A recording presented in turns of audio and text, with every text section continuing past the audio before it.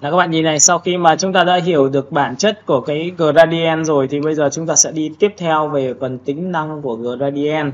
Thì hôm nay chúng ta sẽ học về tính năng gradient là làm cho một đối tượng có thể là chuyển vào nền được. Các bạn ghi nhá. Lúc này thì để muốn làm được cái điều đó thì các bạn sẽ tạo ra một cái khổ giấy cho thầy. Ví dụ chọn vào new file này. Sau đó thì chúng ta sẽ chọn một cái đơn vị kích thước là 1200 và chúng ta sẽ chọn vào 600. Và tiếp theo là độ phân giải là 180. Các bạn nhìn không ạ? Sau khi làm xong được cái điều này thì các bạn lưu ý cho tôi đó là gì? Chúng ta ấn vào F7 và bắt đầu chúng ta thực hiện nhá. Như này. Thực ra khi thiết kế cho những cái sản phẩm liên quan đến thị trường thì chúng ta sẽ ứng dụng cho phần gradient được áp dụng vào nền đầu tiên đã. Và cái này được áp dụng rất là nhiều và rất là nhiều những họa sĩ thiết kế người ta đã dùng chiêu thức này rồi. Và tôi nghĩ rằng đây là một chiêu thức mà nó cũng rất là hợp với hoàn toàn những cái hệ thống về tiếp thị online bây giờ. Chúng ta sẽ chọn được phím G. Và lúc này thì chúng ta sẽ chọn một cái chủ đề như sau. Ví dụ hôm nay thì tôi sẽ chọn một chủ đề liên quan đến cái ok, chúng ta chọn một phấn trang điểm đi. Trong phần trang điểm thì thứ nhất là các bạn nhớ là khi thiết kế thì bao giờ chúng ta phải có người mẫu. Các bạn có nhìn đó, chúng ta sẽ có hệ thống người mẫu nhá. Nhớ nhá, chúng ta phải có hệ thống người mẫu nhá. Phải có người mẫu thì chúng ta mới làm được cái tiêu chí của chúng ta, nhìn đâu ạ?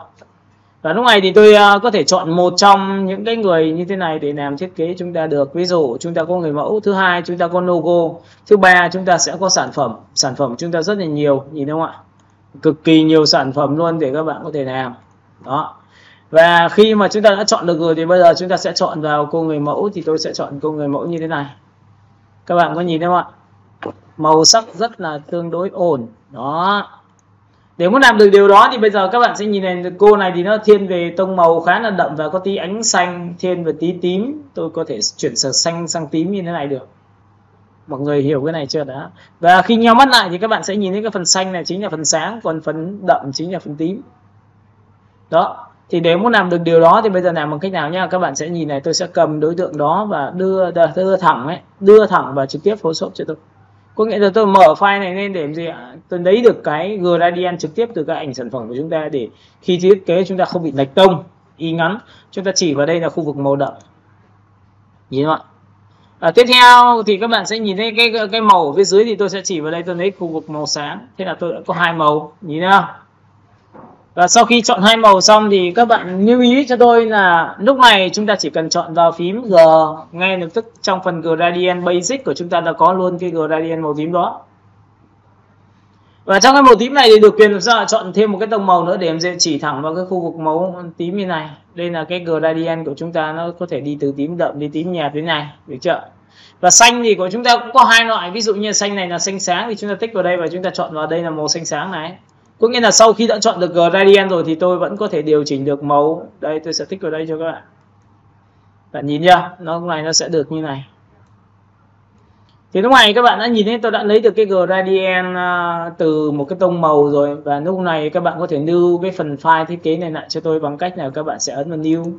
Và tự khắc tôi có một cái gradient mới. Và cái gradient này nếu tôi thấy đẹp thì hay, thế hợp lý, chúng ta hãy lưu lại để trở thành một cái gradient thư viện cho chính mình, được không ạ? Thì lần trước tôi đã nói về cái lưu rồi, đúng không ạ? Rồi sau khi đã làm xong gradient thì bây giờ chúng ta quay trở về với cái bước của chúng ta, tại vì chúng ta không có tư liệu nhiều nên chúng ta làm như này này. Các bạn nhìn này, tôi kéo từ đây đến đây thì ngay lập tức là các bạn sẽ nhìn thấy cái màu của tôi nó sẽ được như này luôn, nhìn đúng không ạ? Và chúng ta kéo từ trái qua phải. Còn nếu mà các bạn thích một cái gradient hình tròn thì bạn tích vào đây cho tôi đặt tâm sáng, đặt vào đây như này. Đó. Thì đây là một cái cách mà để chúng ta có thể làm những cái thiết kế của chúng ta nó một cách hợp lý. Tôi đã tạo xong một cái gradient bước số 1. Nhìn chưa? Bước số 2 nữa là các bạn cũng có thể tìm những cái giá trị thiết kế của các bạn từ ánh sáng đến cái gì đó tùy nha. Thì lúc này tôi sẽ đưa cho các bạn giá trị số 2 từ cô gái. Thì trong phần này thì tôi sẽ ấn vào biểu tượng là tôi sẽ dùng cái công cụ như này. Ở trong trường hợp này thì các bạn sẽ nhìn thấy là tôi sẽ dùng cái công cụ M và tôi quét qua vị trí như này, Shift M. Chúng ta sẽ cắt bỏ cái phần này nhá, nhìn thấy chưa? Trong phần này thì sau khi mà chọn xong từ cái ảnh xong thì tôi sẽ hỗ trợ cái ảnh bằng cách như sau là tôi chọn vào Edit và tôi chọn vào Color Away Fill thì sau khi mà color graphic thì nó sẽ xóa từng nhai cho các bạn, nhìn chưa? Và chúng ta ấn OK thì tự khắc làm sao chúng ta đã có được cái hình. Và cái hình này cũng khá là tương đối này, nhìn chưa ạ? Thì lúc này các bạn nhớ cho tôi là tôi ép cả hai thành một, bởi vì là bản chất của cái này là tắt đi thì nó sẽ bật cái này lên, nhìn không ạ? Tôi sẽ chọn cả hai và tôi ép nó thành một bằng Ctrl E. Rồi, sau khi làm xong thì chúng ta sẽ ấn vào công cụ Etsy. Etsy là cái công cụ mà phục chế này. Các bạn giữ phím An là bạn chọn những cái vùng mà đã được hoàn thiện và đắp vào vùng không hoàn thiện như này. Giữ phím An chọn vùng hoàn thiện. Di chuyển như này là vùng không hoàn thiện. Đó, các bạn nhìn chưa? Ok, giữ phím An tích vào đây. Được chưa? Và nhớ một điều rằng là khi tích xong thì tất nhiên nó sẽ có những cái độ lệch của chúng ta, nhìn đúng không ạ? Thì chúng ta có thể dùng cái giải pháp tiếp theo nữa là chúng ta sẽ dùng cái công cụ S, thì áp dụng cho những đối tượng đắp hình nhưng mà hình nó chưa được mềm mại thì các bạn có thể dùng thêm một cái công cụ nữa cho tôi, đó là công cụ về G. Các bạn nhớ nhá, công cụ G của chúng ta nó có Spot Ending Brush này, các bạn sẽ G qua những cái vùng không hoàn thiện thì tự khắc nó sẽ tự đắp vào cho các bạn thôi, nhìn chưa? Này, G qua từ đấy đến đây này. Đấy, các bạn nhìn chưa? Ok, chúng ta đắp hình tí. Đó, thế nào? Cái phần này của chúng ta đã xong và chúng ta đã lấy được cái chi tiết của cái áo của đối tượng của chúng ta rồi. Nhìn chưa? Với cái kiểu như này thì tôi sẽ cắt bỏ cái hình này đi bằng công cụ C, và ví dụ cũng tương tự như vậy, tôi có phần chữ này, các bạn nhìn phần chữ chưa? Chúng ta có thể dùng cái công cụ M và chúng ta quét qua đây. Ở đây các bạn có hai sự lựa chọn. Một, các bạn dùng Shift F5, ấn Enter. Thì nếu mà Shift F5 đắp được, bởi vì cái nền đằng dưới nó đơn giản thì người ta sẽ dùng phương pháp này, Ctrl D nhá, nhìn thấy chưa? Rất là đơn giản, đã lấy được cái hình rồi. Cấp độ thứ hai của các bạn là gì ạ? Sau khi đã làm xong thì bắt đầu chúng ta phải xử lý về mặt hình ảnh làm sao cho cô gái này đẹp hơn, tốt hơn, được không ạ? Thì chúng ta có thể dùng cái công cụ C trước là công cụ Crop này, tôi sẽ cắt bỏ phần chữ đi ạ. Và phần này thì tôi sẽ cắt bỏ phần bên này đi ạ. Thế là tôi đã có được một cái ảnh nguyên vẹn như này. Các bạn có nhìn thấy ngày của tôi chưa? Còn nếu mà bạn nào mà bảo là thế ơi em muốn là đắp được cái hình phần phía trên này thì các bạn phải dùng công cụ S nhá. Nhìn nhá. Dùng công cụ S nhá. S như này này. Công cụ S này, chọn đắp như này.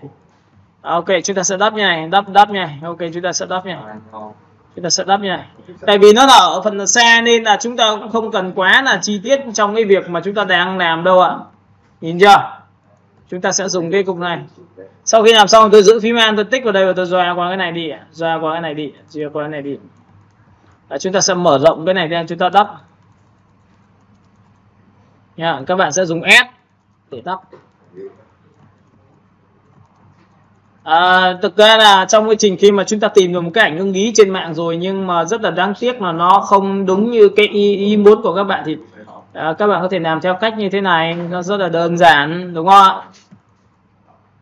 Đó, thấy chưa? Có nghĩa là tại sao tôi phải đắp này? Bởi vì là khi đắp như này thì cái khoảng không giữa cái ảnh và người mẫu và cái thiết kế của chúng ta nó sẽ đẹp hơn là bằng cách là các bạn cắt mất phần phía trên từ đầu đi ạ. Đúng không?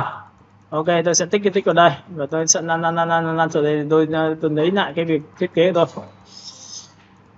Đó, rồi ok, phần này tôi đã tương đối xong. Ok, tích vào đây, ok, tích đây. Được chưa? Tích vào đây chúng ta sẽ lấy được cái phần thiết kế của chúng ta.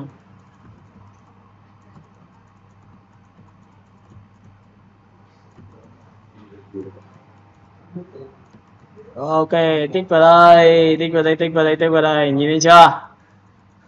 Rồi, sau khi các bạn làm xong này, các bạn nhìn thấy chưa? Cái tóc của chúng ta nó có khoảng không hơn rất là nhiều. Thấy chưa? Và tất nhiên là để xử lý cái phần xa người ta không cần phải rõ hình thì người ta cũng có thể có một cái công cụ nữa cho các bạn, đó là công cụ với phím R. Em nhìn thấy công cụ này chưa? Công cụ này là công cụ doa hình để làm nhòe nhưng mà theo kiểu từng khu vực nhá. Chúng ta sẽ phóng to này lên và chúng ta nè như này, và nó tùy thuộc cái trang này càng cao thì cái độ nhòe càng lớn, có nghĩa là làm mờ đấy, làm mờ nền đấy, làm mờ hậu kỳ đấy. Các bạn nhìn đây, doa qua phát là mờ luôn, bởi vì phần xa không nhất thiết phải rõ. Các bạn nhìn này chưa? Không nhất thiết phải rõ nha, tôi chỉ làm rõ phần gần thôi. Đó, thấy chưa? Và lúc này sau khi dùng C thì chúng ta sẽ cắt bỏ cái phần gần này đi, đúng không? Đấy, thì cái việc tỉ lệ của một cái ảnh của chúng ta đã được phục chế và chúng ta đã xong tương đối là ổn rồi, nhìn chưa? Và các bạn có thể lưu lại cái file thiết kế này lại bằng Ctrl S. Có thể một là lưu ảnh, hai là lưu file Photoshop thì cái ảnh của chúng ta đã xong. Được chưa? Cấp độ thứ hai của các bạn là gì ạ? Sau khi làm xong thì cái này các bạn sẽ ấn vào Ctrl A cho tôi và Ctrl C cho tôi, và lúc này thì sang file thiết kế thì các bạn ấn vào Ctrl V cho tôi. Thì riêng trước khi mà làm cho một tấm ảnh nhá, các bạn lưu ý này, trước khi thu nhỏ phóng to gì đó thì các bạn cứ chuột phải vào cho tôi và chọn vào Convert Smart Object, có nghĩa là để đảm bảo được cái kích thước của chính cảnh này của chúng ta. Tích vào đây. Và sau khi tích xong thì các bạn sẽ lưu ý cho tôi là Tuấn và Ctrl T và tôi kéo đây một tí, tôi kéo vào đây, thì đây là một cái biểu tượng của chúng ta, các bạn có thấy không? Tông tím tự khắc nó sẽ hợp lý ngay lập tức, nhìn thấy chưa? Đó, các bạn sẽ đẩy lên đây cho tôi. Đấy nhá, nhìn này chưa? Trong cái phần này mà các bạn lưu ý cho tôi là cái ảnh của chúng ta nếu mà chúng ta dùng gradient thì nó sẽ gặp một cái trở ngại. Lý do lúc này các bạn sẽ nhìn này, tôi sẽ nói cho các bạn xem là cách xử lý cái tình huống này nhá. Nhìn này. Trong trường hợp này tôi sẽ đặt vào cái người mẫu này vào vị trí này thì rất là đẹp, nhưng ở đây nó gặp một cái trở ngại này, bên tay trái và bên tay phải của chúng ta lại là quá sát với cái hình, được không ạ? Nên bắt buộc là các bạn phải xử lý như sau nhé. Nhìn này, để muốn xử lý được đối tượng ảnh này buộc là các bạn phải tích vào Smart Object và mở rộng khung hình bằng C nha, tích đúp vào đây. Và sau khi tích vào đây xong thì các bạn sẽ dùng công cụ C cho tôi để mở rộng cả hai bên ra bằng phím Alt. Đây là một trong những cái cách mà buộc là các bạn phải xử lý đấy. Sau khi đã xong cái này xong thì các bạn sẽ làm cho tôi một cái công cụ M và chúng ta quét qua vị trí bên tay trái và bên tay phải nha, giữ Shift chúng ta quét qua bên trái và bên phải và chạm vào mép một tí của cái phần này thôi. Chạm một tí thôi nhá, chứ đừng chạm nhiều, và để ý cho tôi là nó luôn luôn có khoảng cách so với đối tượng. Nhìn thấy không ạ? Bên trái bên phải đều khoảng cách với đối tượng, và lúc này chúng ta thực hiện một cái lệnh như sau, đó là chọn vào phần Edit, chúng ta chọn vào phần Fill, Shift F5. Và lúc này sau khi chọn xong thì Tuấn OK bắt được tự khắc cái bên tay trái và bên tay phải của chúng ta đắp hình được. Các bạn có biết tại sao mà cái hình bên này nó bị dính cái này không? Bởi vì lý do là cái vùng chọn của các bạn đã chạm vào cái mép của cái này, nó bị dính như vậy. Nên tôi nói cho bạn biết là khi mình làm đấy thì nhìn này, Ctrl Z lại cho các bạn xem này. Chúng ta sẽ ấn vào Ctrl D, tôi sẽ làm lại cho các bạn xem nhé. Bên này tôi vẽ ở đây. Và trong quá trình khi vẽ vào thì tôi sẽ kiểm tra một cách tôi đẩy phóng lên đây như này này. Nhìn chưa? Này, chạm mép này, nhìn thấy chưa? M chúng ta đẩy sang bên tay phải một tí nữa, nhìn thấy chỗ này chưa? Thì nó sẽ hạn chế được cái mặt gọi là đắp hình, nó lấy từ bên trong ra bên ngoài cho các bạn. Lúc này tôi dùng công cụ Shift F5. Và chúng ta sẽ ấn vào OK thì tự khắc chúng ta sẽ có được cái biểu tượng như này. Các bạn có thấy không ạ? Nó đâu có bị dính cái tay đâu. Bởi vì lý do là khi mà bạn chọn một cách thông minh thì tôi đảm bảo cho bạn biết là cách làm của chúng ta cũng thông minh luôn. Và cực kỳ nhàn nhá. Nhìn thấy không ạ? Phần bên này thì rất là đơn giản, chúng ta chỉ cần quét qua bên này và tất nhiên cũng kiểm soát cho tôi bằng cách là phóng to lên. Chắc có lẽ là chúng ta sẽ phải để ý mấy cái việc như thế này để làm thiết kế. M chúng ta dịch chuyển qua trái. Nhìn chưa? Và lúc này chúng ta dùng công cụ Shift F5 Enter như này thì các bạn yên tâm một điều rằng nó đắp hình cực kỳ tốt luôn. Các bạn thấy không ạ? Nhìn chưa? Và trong một số cái trường hợp như này đã xong thì chúng ta chỉ việc làm sao ấn vào Shift S, Ctrl S nhá. Ctrl S này. File này, ấn vào Ctrl S cho tôi. Thì nó ngay tức nó sẽ lưu sang cái file thiết kế của bạn chính là bên này. Nhìn thấy bên này rộng chưa? Vậy thì lúc này chúng ta mới áp dụng cho cái lệnh của chúng ta, đó là gì ạ? Có nhiều người bảo là thầy ơi, nhưng mà em muốn rằng cái màu xanh của cái background là nằm bên tay trái, màu sang bên phải, thì bạn có thể chọn vào background và ấn vào Ctrl T cho tôi. Nhớ nhá, chúng ta ấn vào Ctrl T với background để đảo ngược này. Đây là một trong những cách đảo phát thì tự khắc nó sẽ làm sao? Bên màu xanh sẽ sang màu trắng và màu trắng sẽ sang màu xanh. Còn nếu mà các bạn ngược lại như này, được chưa? Ok, bây giờ thì tôi sẽ đi vào tiếp theo cái phần gradient của chúng ta là cách làm ảnh chuyển vào nền. Thì bước số 1 là bạn sẽ chọn vào đúng layer đó đã. Nhìn chưa? Chọn đúng layer. Bước số 2 của các bạn là gì? Bạn sẽ tích vào biểu tượng mặt nạ cho tôi, là ấn vào biểu tượng là Add Layer Mask, chính là tạo ra mặt nạ. Và cái mặt nạ này nó giống như lớp phủ đè lên phía trên của cái ảnh của chúng ta. Và nó sẽ ứng dụng với những cái chiêu thức đen trắng. Khi mà chúng ta đổ màu, chúng ta dùng bút, chúng ta dùng gradient. Thì các bạn để ý bên đây tôi sẽ giải thích rất kỹ cho các bạn nhá. Nhìn này. Lúc này tôi lập ra một layer mới ở phần trên. Tôi sẽ tạo ra một cái Add Layer Mask cho các bạn. Và lúc này tôi sẽ dùng một cái chiêu thức như sau. Và các bạn lưu ý nhá, lúc này tôi ấn vào phím B. Cách phím B này của tôi thì tôi sẽ kiểm tra lại thông số toàn bộ cho các bạn để tôi ví dụ cho các bạn thôi. Đây ạ, lúc này chúng ta có lệnh opacity 100%. Tất cả các thông số chúng ta bình thường, hòa trộn bằng không hết. Nhìn đúng không ạ? Hòa trộn này, chúng ta chọn vào normal này. Lúc này chúng ta sẽ chọn cho tôi một cái màu đen. Và với cái màu đen như này thì tôi sẽ cho cái đầu bút nó to ra. Thì màu đen nhá, thì trong giá trị mặt nạ của các bạn thì tất cả các màu khác từ bên ngoài được đưa vào đây thì đều hiểu là đen trắng. Và các bạn sẽ nhìn thấy là nếu tôi dùng màu đen thì tôi được quyền là tô vào đến đâu trong mặt nạ. Đây tôi đang ở trong mặt nạ nhá, nó có biểu tượng này, nhìn thấy cái chữ vạch và vạch trắng trắng xung quanh cái này chưa?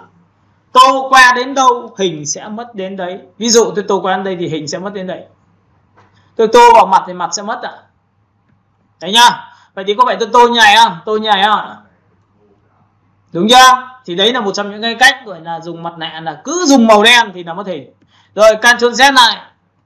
Lúc này tôi sẽ chọn một cái màu đen của chúng ta, nhưng mà tôi lại chọn vào màu ghi. Màu ghi thì chỉ nó có màu đen và nó cũng có màu trắng. Vậy thì cái màu đen của chúng ta nó đi đến đâu thì nó sẽ mất hình đấy, nhưng màu ghi thì nó vừa đen vừa trắng nên nó chỉ làm cho mờ cái hình đó đi thôi. Nhìn nhá, các bạn sẽ nhìn này, lúc này tôi sẽ chọn vào đây, tôi tô cái này đi, các bạn sẽ nhìn thấy nó chỉ mờ hình nhá. Và tôi phải tô làm sao? Tô đây thì luôn luôn là mờ hình chứ không bao giờ mất hình được. Và tiếp theo nữa này, các bạn sẽ nhìn vào đây cho tôi, đó là gì ạ? Tôi sẽ chọn vào cái màu cuối cùng cho các bạn. Thực ra nó có các giải màu khác nhau nhá, nhìn này, nó có giải màu khác nhau. Đây tôi sẽ tô cho các bạn nhìn nhé. Dễ, đầu tiên là màu đen thì tô mất hình này, thấy chưa? Mất hình luôn, mất hình. Đấy nhá. Ok, mất hình này. Cấp độ thứ hai, bạn muốn làm sao ạ? Tôi sẽ tích vào đây, tôi sẽ chọn màu ghi nhẹ hơn thì các bạn tô không bao giờ mất được. Nó chỉ làm sao còn hình thôi.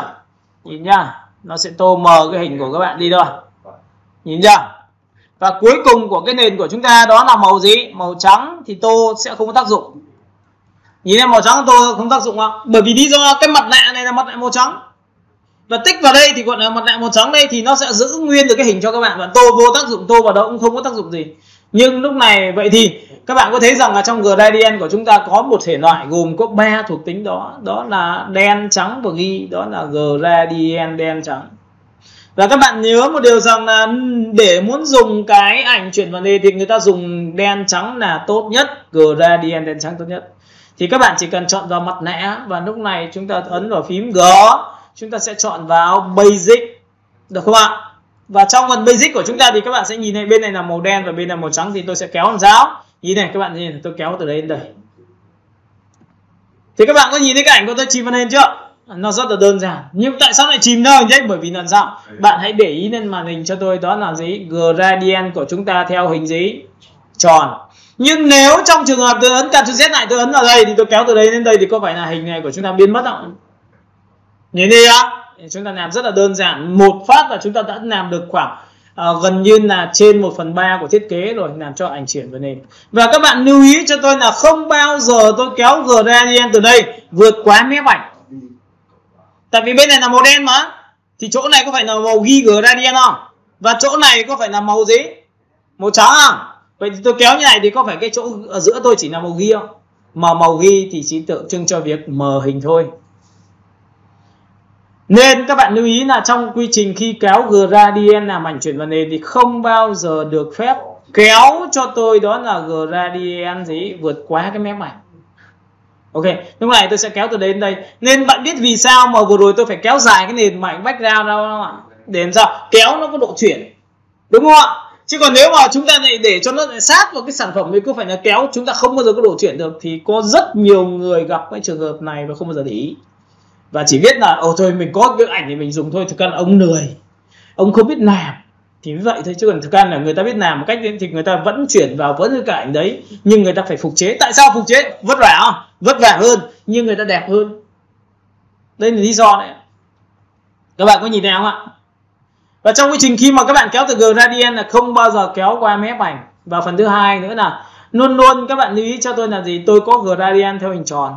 Gradient hình tròn thì nó có một cái lợi thế là nó sẽ làm gì? Tất cả các 4 góc xung quanh cái ảnh nó sẽ biến mất. Vậy thì bây giờ tôi cho bạn xem, tôi dùng gradient tôi kéo từ đấy đến đây, các bạn nhìn nhá, kéo từ đấy đến đây thì các bạn có thấy là xung quanh này tối thì tối luôn cả cái mặt không? Đúng chưa? Mọi người có thấy là tối nguyên cái mặt trong chỗ này cũng tối, chỗ này cũng tối, thì nó có phải đúng cái màu background dưới không? Nhìn này, đúng cái màu background dưới không? Nó đẹp, nhưng mỗi tội này cái chân dung của chúng ta lại không được đẹp lắm, nó bị mờ. Nên vậy thì người ta mới sinh ra một cái câu chuyện là gì? Khi làm đến đây rồi, tôi muốn nhấn nhá vào cái gì, thì các bạn có đồng ý với tôi là tôi có thể kết hợp với công cụ bút của chúng ta không ạ? Bút của chúng ta là cái gì? Là bề. Bút của chúng ta là đầu phải nhòe, bởi vì tô vào đâu thì nó có độ mềm chuyển lên nền. Và tiếp theo là bút của chúng ta phải là 100% là màu, 100% này, opacity này. Để làm gì? Để khi tôi tô vào cái phần mặt này thì mặt sẽ rõ lên. Còn nếu mà bạn nào chưa kiểm soát về mặt sắc độ thì các bạn hãy chọn cho tôi giá trị là 50% được không ạ? Có nghĩa là tô dần, nhưng cái này bắt buộc phải là màu gì? Màu trắng. Và màu trắng này phải vẽ trong đâu ạ? Phải vẽ vào trong mặt này. Được chưa? Nào các bạn nhìn vào đây, tôi tô vào đây, nhìn thấy chưa? Mặt rõ chưa? Ok, tôi tích vào đây. Các bạn có thấy không? Tóc của tôi ok. Chỗ này nó cái đoạn ở phía trên đỉnh đầu của cô gái đấy, các bạn sẽ thấy nó có độ nhuyễn và có độ không gian nhuyễn vào cái nền. Đây là một trong những cái phương pháp người ta làm cho những cái poster cho bar club, người ta cũng làm theo phương pháp như thế này. Vấn đề là em có lấy được cái background không thôi. Và cái phần này thì các bạn có thấy là tay tôi không cần rõ lắm, nhưng riêng cái hộp phấn thì cần rõ. Ok, tích một lần, tích lần thứ hai, các bạn có thấy không ạ? Nhưng khi tích lần thứ hai, đôi lúc cái đột ngột cái giá trị này nó vần tay này, nhìn chưa? Thì tôi phải thu nhỏ đầu bút xuống. Và thu nhỏ đầu bút xuống thì tôi phải hạ thấp này xuống để tôi tô dần này lên. Tô như này tôi đảm bảo cho bạn biết được cái thiết kế của bạn bao giờ cũng đẹp hơn bình thường. Người ta gọi là làm từ tốn là như vậy đấy ạ. Thấy chưa? Đây là một trong những cái cách làm ảnh chuyển êm vào nền một cách tốt nhất, người ta dùng theo phương pháp này. Được không ạ? Và các bạn nhớ một điều rằng cho tôi là gì? Sau khi mà đã làm ảnh chuyển vào nền rồi thì người ta cũng có một cái chiêu thức này. Người ta phát hiện ra một cái điều như này. Ở cái góc độ này nó chưa được đẹp lắm. Chỗ này nhìn thấy chưa? Tôi muốn ảnh này chuyển êm vào nền được không ạ? Thì nhớ một điều rằng là muốn đoạn nào mất đi và mờ dần vào nền thì nó phải là màu đen. Nó phải là màu đen. Và cái này thì các bạn sẽ nhìn thấy là tôi sẽ chọn vào màu đen. Và tại sao tôi chọn màu đen? Bởi vì ở đây tôi có opacity 30 mà. Tôi tô một lần, mờ dần. Tôi tô một lần thứ hai, tôi tô lần thứ ba, và tôi tô càng nhiều lần thì có phải chìm vào nền không? Các bạn thấy không ạ? Và tôi tô chìm vào nền, chìm vào nền, chìm vào nền để nó có độ sâu cho thiết kế của chúng ta, là vì thế đấy. Các bạn có hiểu cái này của tôi chưa? Thứ ba nữa là bây giờ tôi sẽ cho các bạn biết là tại sao cái gradient map của chúng ta lại quan trọng. Các bạn biết cái gradient map của hôm trước chúng ta làm chưa? Ok. Đây để muốn chỉnh cô gái có tông màu cùng với background. Thực ra đây là một phương pháp tôi chỉ trước thôi cho các bạn thôi, còn về sau đáng nhẽ là mình làm xong sản phẩm rồi mình mới áp vào thì nó mới ngon được. Có nghĩa là cái mặt cô gái nó phải hơi ánh xanh, rồi bên này phải hơi ánh tím. Vậy làm thế nào bây giờ? Thì người ta có một cái chiêu thức như sau là các bạn nhìn này. Tôi tạo ra một phiên bản gradient map. Và cái gradient map này chỉ áp dụng cho gì ạ? Tôi sẽ kéo vào đây basic của tôi có gradient map là cái này đúng không? Các bạn có thấy cái này chưa? Và nhớ một điều rằng là sau khi tôi chọn xong thì tôi chỉ áp dụng cái gradient map này cho chính cái mặt của cô gái thôi, chính cái ảnh phía dưới thôi, chứ không áp dụng cho background. Nên tôi mới chọn vào đây cho các bạn. Các bạn có nhìn thấy cái background dưới của tôi vẫn thế, nhìn chưa? Nhưng lúc này các bạn lưu ý cho tôi này, tôi kéo vào đây cho các bạn xem. Lúc này thì các bạn sẽ nhìn thấy là cái background của tôi màu đậm sẽ ám vào khu vực màu đậm của tấm ảnh, màu sáng sẽ ám vào khu vực màu sáng của tấm ảnh. Nhưng ám như thế nào cho chúng ta nó hợp lý thì đấy là việc của chúng ta, đúng không? Thì các bạn nhìn vào này, bạn muốn cái màu tím nó lấn nhiều hơn thì cái xanh bạn phải đẩy vào đây. Các bạn có thấy màu tím tôi lấn vào trong cái phần mặt nó nhiều chưa? Đó.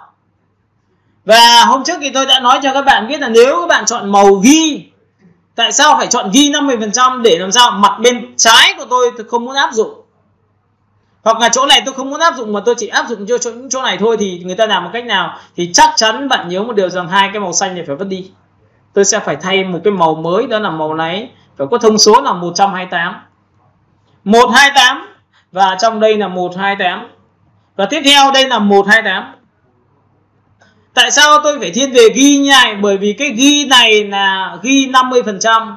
Mà đã là 50% thì các bạn lưu ý cho tôi, nếu tôi dùng hòa trộn là soft line và overlay thì ghi này là trượt tiêu. Vậy thì có phải là còn lại toàn bộ màu tím không ạ? Các bạn hiểu cái cách của tôi làm chưa? Và thậm chí là lúc này bạn thích cái này là màu xanh thì nó cũng ám xanh cho các bạn được nhá. Nhìn thấy chưa? Ám xanh như bình thường. Và tất nhiên là lúc nãy vừa rồi tôi vừa cho các bạn ám tím rồi. Và sau khi làm xong này các bạn nhìn này, tôi ấn OK cho các bạn nhìn nhá. Lúc này chúng ta chỉ cần dùng hòa trộn là gì? Hòa trộn đó là sort line.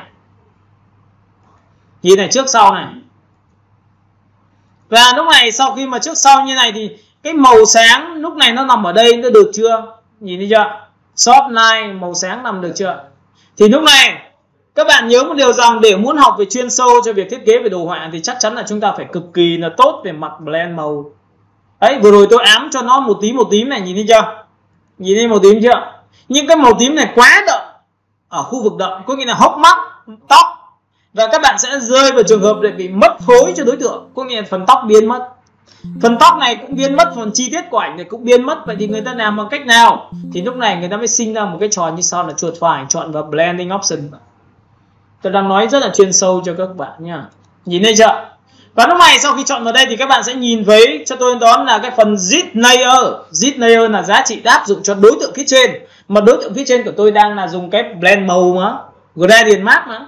Thì cái màu đen của tôi đang đậm quá và tôi muốn loại trừ nó đi, tôi chỉ lấy phần màu sáng của này thôi. Màu sáng và trung gian tôi muốn lấy, nhưng màu đen biến mất thì tôi cần phải loại trừ này. Các bạn có thấy loại trừ chưa? Nhìn này chưa? Thì các bạn có thấy tóc của tôi có không ạ?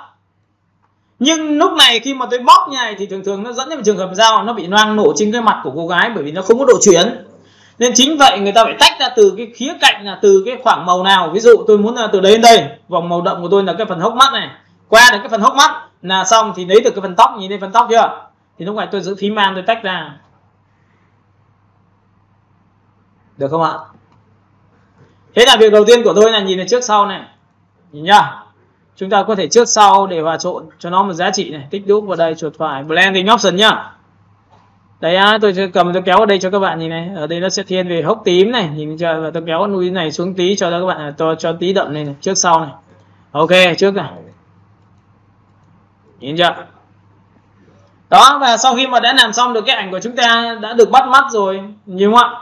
Thì trong cái phần này ở đây người ta cũng có một cái chiêu thức là nếu áp dụng xong, các bạn có thể chơi một cái trò như sau là tôi có thể lấy cái mặt nạ tôi viết vào, tôi vẽ vào, tôi tô vào chỗ nào cần thiết. Loại thứ hai mà các bạn cần áp dụng cho tôi đó là gì ạ? Chúng ta phải chuột phải vào biểu tượng thêm một lần nữa. Ở đây nó có một cái lệnh như sau, đó là lệnh gì? Color. Trong cái bảng chỉnh màu cho bạn có color, ở đây nó có các loại màu mà rất là dễ cho các bạn nhìn. Thì các bạn muốn thiên về tím thì trong cái bảng màu này của chúng ta nó có 3 loại màu rất là quan trọng cho chúng ta, đó là gì? 3 cái khu vực thứ nhất là khu vực trung gian, là nó sẽ áp dụng vùng sáng đến vùng trung gian của mặt của cô gái, chính là phần này đây. Bạn muốn ám màu tím thì bạn sẽ kéo sang tím cho tôi, nhìn nhá, nhớ này, kéo sang tím này. Đó, nhìn đây, kéo tím chưa? Rồi, nhìn đây nha, tím ngắt luôn, nhìn chưa? Đây là tím ngắt này. Đó, thì bạn sẽ kéo sang tím. Ở cấp độ thứ hai của các bạn là gì? Sau khi tôi đã có vùng kéo tím xong thì cái vùng đậm của tôi muốn làm nó là màu gì? Thì tôi phải nhớ một điều rằng là phải sổ xuống, phải chọn vào phần shadow. Và vùng shadow này tôi muốn là vùng của tôi sẽ thiên về màu xanh. Thì tôi kéo từ cái màu vàng, tôi kéo một phát vào xuống xanh thì tất cả những cái ông ở vùng đậm này sẽ là thiên về xanh. Nhưng lúc này tôi chỉ hơi cho nó xanh một tẹo thôi. Được chưa? Bởi vì không sợ mất khối. Và cái thứ ba của các bạn là gì? Ở đây nó có một cái chiêu thức là vùng sáng của chúng ta ám vào cái gì? Là màu xanh dương. Tôi sẽ chọn vào highlight. Thì lúc này các bạn nhìn nó kéo vào đây thì tự khắc các bạn nhìn là da mặt của tôi chưa? Chỗ này là ám xanh và chỗ này tôi cũng ám xanh luôn. Đấy, có nghĩa là cái độ nhuyễn về màu của các bạn sẽ blend màu theo cách mà các bạn phải chủ động được. Và sau khi đã làm xong được tổng quan chỗ này thì tất cả cái này bạn phải tích đúp vào. Điểm gì ạ? Tôi chỉ chọn thằng dưới thôi, chỉ áp dụng cho mặt thôi, còn background không áp dụng. Được chưa? Và lúc này bạn sẽ phải làm cho tôi một cái thao tác, đó là gì? Bạn hãy chỉnh cho tôi cái phin này tốc độ xuống dưới một tí này. Nhìn này chưa? Có nghĩa là đá một tí xanh, lạnh nhưng không quá lạnh đây ạ. Trước sau ạ. Nhìn chưa? Lạnh chưa? Ok, thì đây là một trong những cách mà tôi đã trình bày cho bạn. Tiếp theo, phần chân dung. Tiếp theo là sau khi phần chân dung xong này, tất cả những cái này các bạn cũng chỉnh, có thể là phin này tôi sẽ chỉnh cho nó bao nhiêu phần trăm tùy theo đây ạ. Tiếp theo nhá. Lúc này sau khi đã làm xong thì chúng ta sẽ chỉnh thêm một cái nữa là chúng ta sẽ tạo khối trên gương mặt của chúng ta bằng cách nào? Các bạn chọn vào đây cho tôi. Để muốn tạo khối trên gương mặt, chúng ta sẽ làm bằng cách chuột phải. Đấy ạ. Chúng ta sẽ chọn vào level. Có nghĩa là chưa đến phần thiết kế rồi, chúng ta sẽ tích vào đây cho tôi. Trong cái phần này thì các bạn lưu ý cho tôi đó là gì ạ? Chúng ta sẽ có một cái lệnh như sau, là tôi tắt bỏ luôn. Chọn xong hiệu ứng thì tích đúp vào, chúng ta đã chọn vào chính thằng dưới. Nhìn chưa? Và sau khi chính thằng dưới xong thì chúng ta chỉ cần dùng hòa trộn làm sáng ảnh. Bạn có thấy mặt của cô gái sáng hơn chưa? Trong cái phần mặt cô gái này sáng hơn được rồi thì các bạn sẽ nhìn thấy cái thiết kế của chúng ta nó sẽ rất là rõ, và thường thường nó sẽ dẫn đến trường hợp là cái phần sáng trên cái gò má, mũi bị mất chi tiết. Người ta gọi là mất khối nha. Và lúc này chúng ta sẽ chuột phải blending option, thì đây là một trong những cái lệnh mà dùng rất là nhiều cho các bạn. Cái vùng này là vùng tối, cái vùng này vùng sáng, thì các bạn kéo vùng tối thì loại trừ tất cả vùng tối khi hòa trộn. Các bạn có thấy không ạ? Nó loại trừ đến đây, loại trừ đến đây, loại trừ đến đây. Và sau khi loại trừ đến phần gò má, mũi, mắt thì các bạn nhớ một điều rằng hãy tách cho tôi bằng phím Alt. Phím Alt là tách cái khối này ra để nó có độ chuyển êm hơn. Nhìn chưa? Và trong trường hợp này nếu bạn nào mà muốn làm kỹ thì bạn làm 3 cái cho tôi, gò má một cái, mũi một cái và dùng với bút cơ. Nhưng đây là làm một phát 3 cái như này. Các bạn nhìn này, tôi kéo này thì có phải cái gò má tôi nó sẽ hơi phát quang chỉ chỗ này không ạ? Các bạn có thấy không? Đấy, gò má tôi nan rộng như này. Thì các bạn sẽ thấy là cái da mặt của tôi sẽ làm sao hả? Tôi sẽ có được cái phần tạo ra ánh sáng chỗ này. Sau khi tạo ra ánh sáng xong thì tôi sẽ phóng to này cho các bạn và tiếp tục giá trị làm sao. Đây là cái mặt nạ của việc hòa trộn. Tôi ấn vào Ctrl Y một tí. Ctrl Y là gì? Nó biến trở thành gì? Mặt nạ đen. Từ mặt nạ trắng trở thành mặt nạ đen bằng cách là tích vào mặt nạ và ấn vào Ctrl Y thì cái hình nó sẽ biến mất. Và hình biến mất thì chúng ta sẽ làm gì ạ? Chúng ta sẽ dùng bút B của chúng ta và lúc này chúng ta sẽ làm sao? D. Và chúng ta xoa qua cái này được không ạ? Xoa qua nhìn này. Đấy. Thế bạn có thấy có cái này chưa? Rồi cũng tương tự như vậy tôi lại làm về hòa trộn tiếp theo lần thứ 3. Tôi lại chọn phần level tiếp theo. Và cũng tương tự như vậy tôi lại dùng với gì? Tích đúp vào đây, chọn thằng dưới thôi. Và tiếp tục dọn vào biểu tượng hòa trộn làm sáng ảnh. Cũng tương tự lần thứ 2. Chuột phải chọn vào blending option.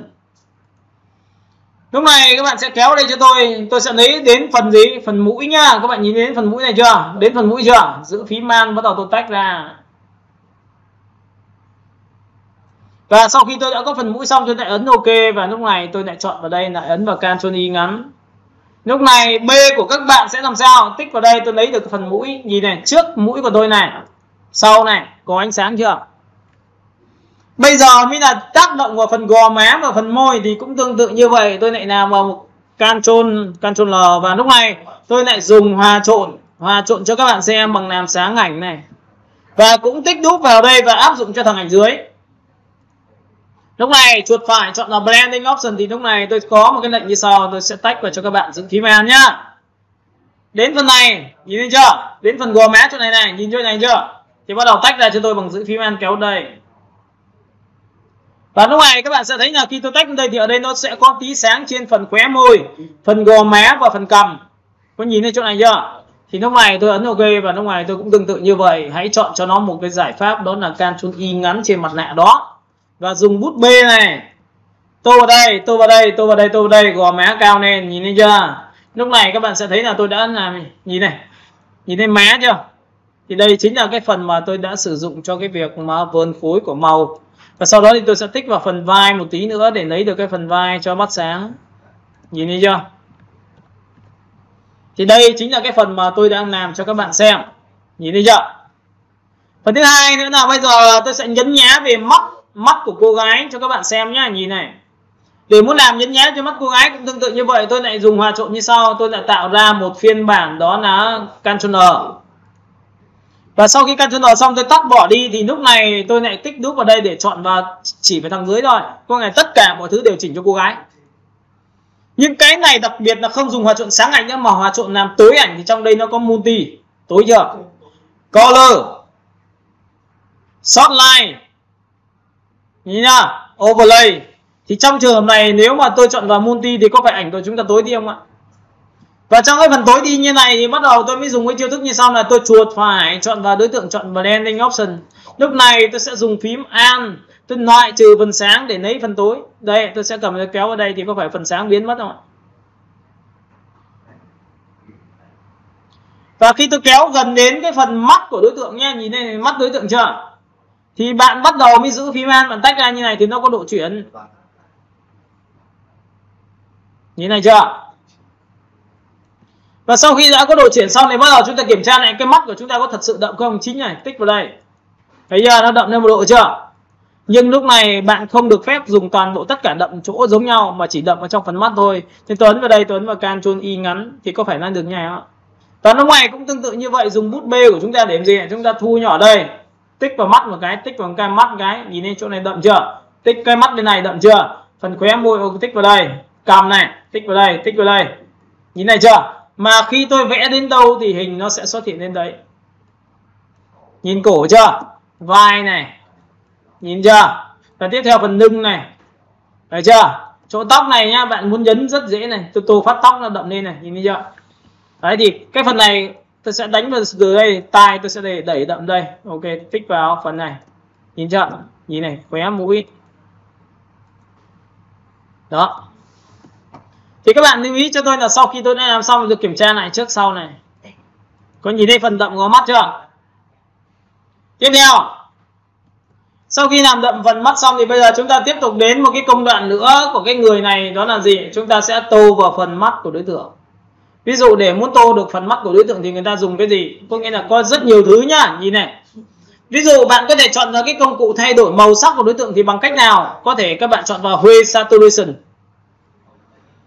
Ví dụ cái Hue Saturation này khi tích vào đây một cái thì các bạn sẽ nhìn thấy là tôi thay đổi này, tôi tích vào đây tôi kéo nhai thì cái màu mắt của cô gái nó sẽ thay đổi không ạ? Nhìn này chưa? Nhìn chưa? Thay đổi màu mắt của cô gái đây ạ. Và trường hợp này nếu mà bạn muốn thay đổi thành màu xanh thì bạn sẽ kéo đến khu vực màu xanh cho tôi nhá. Nhìn này chưa? Nhìn này, trước sau của chúng ta kiểm tra lại nhá. Nhìn này, trước sau này. Được chưa? Đây là thấy ở màu mắt. Còn nếu mà cái này nó không tối ưu thì bạn buộc phải chơi một cái trò như sau, đó là gì? Chúng ta lập ra một layer mới và dùng công cụ bút B trực tiếp. Bút B trực tiếp nghĩa sao ạ? Đây B thu nhỏ đầu bút lại và chúng ta chọn vào X, chúng ta sẽ tô thẳng vào trực tiếp của cái màu xanh lên mắt của cô gái. Có nhìn thấy tô vào thẳng màu xanh mắt cô gái không? Và lúc này chúng ta dùng hòa trộn là color. Nhìn chưa? Và cái chỗ này tôi cũng tương tự như vậy, tôi tích vào đây để lấy được cái màu xanh cho đối tượng. Và để có được cái màu mắt mà nó tương đồng với cái màu mi thì tôi sẽ thu nhỏ đầu bút lại để làm gì? Tôi tô vào đây để nó nhiễm màu xanh của tôi. Nhìn thấy cái này của tôi chưa?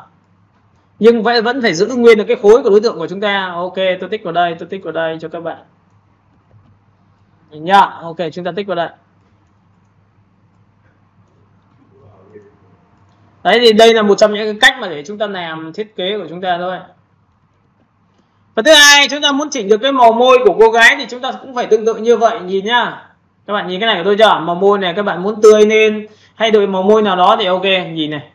Tôi sẽ chọn vào chính cái thằng trên này, tôi chọn vào phần Hue Saturation. Trong phần này tôi muốn rằng là để chỉ vào phần môi thì các bạn tích vào đây và tôi chỉ thẳng vào phần môi của cô gái thì tôi kéo này, các bạn nhìn nhá. Các bạn muốn môi như nào? Môi nhảy nhá, hơi tím này, các bạn nhìn thấy tím chưa? Độ sáng này, độ đậm này, nhìn chưa? Ok, và tiếp theo là độ này, độ tươi này, nhìn chưa? Và sau khi đã có xong cái này thì bắt đầu người ta mới dùng cái chiêu thức như sau, đó là gì? Tôi tích vào đây và tôi chỉ áp dụng cho thằng dưới thôi. Và tiếp theo là cái giá trị là gì? Tôi tích vào đây, tôi ấn vào biểu tượng là Ctrl Y ngắn thì có phải là tự khắc nó sẽ là màu môi cũ không? Và B của chúng ta lúc này là có tác dụng là tô ra đến đâu thì môi chúng ta sẽ đến đấy. Các bạn nhớ nhá, môi đến đâu thì sẽ tô đến đấy này. Và tôi tăng 100 cho các bạn tô cho một phát được luôn này. Yeah. Đấy, tô đến đâu được đến đấy. Ok, chúng ta kiểm tra lại nha, trước sau này. Các bạn có thấy môi tôi không phải là vàng nữa không à? Mà ánh tím rồi nè. Nhìn chưa? Rồi, tiếp theo. Trong phần này như các bạn đã biết rằng là cái ảnh cô gái của chúng ta đang là dùng cái này đúng không ạ? Dùng cái Smart Object không ạ? Chúng ta sẽ phong sang bên này một tí và bắt đầu chúng ta thực hiện thao tác là làm cho cái ảnh nó mịn ra hơn bằng cách nào? Bước 1, các bạn sẽ phải ấn vào biểu tượng là Ctrl G cho tôi một nấc.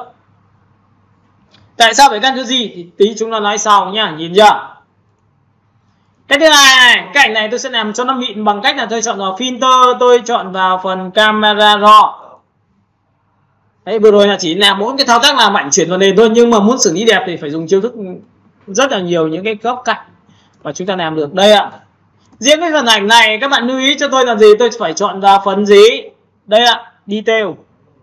Trong phần detail này là của cái giá trị của cái Photoshop bản đề mới thì nó có tính năng là cầm cái đối tượng này và kéo một phát thì tự khắc nó sẽ mịn luôn. Làm mịn da chưa? Các bạn sẽ nhìn thấy cái da nó rất là mịn luôn. Và mặt của chúng ta nó tốt hơn hẳn luôn. Nhìn nhá. Ở cấp độ thứ hai nữa là gì? Chúng ta sẽ chọn một cái màu. Đây tôi sẽ dạy cho bạn làm mờ da rất là đơn giản như này thôi. Nhìn thấy chỗ này chưa? Chúng ta sẽ chọn vào y ngắn và chỉ thẳng vào đây này. Nhìn này, chỉ thẳng vào vùng da gần mặt này. Nhìn chưa? Nập lên một layer mới phía trên cho tôi và B. B lúc này thì bạn hãy chọn cho tôi cấp độ là rơi tầm khoảng 10 thôi ạ. 10 nhá. Và tô này. Tô càng nhiều thì nó sẽ ra được đúng cái màu của cái màu đó, thì ít nhất nó sẽ làm sao? Làm mờ cái phần gì?